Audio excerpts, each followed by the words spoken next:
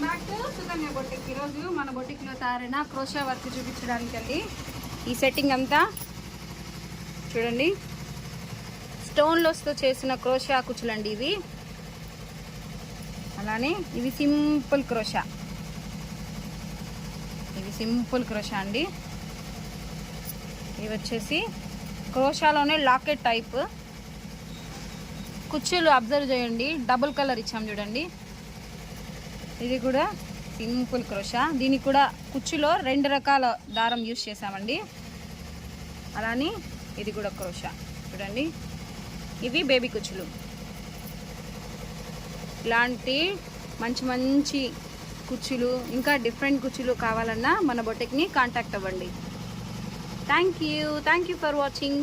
అలానే కామెంట్ చేయడం మర్చిపోద్దే ఎలా ఉన్నాయో.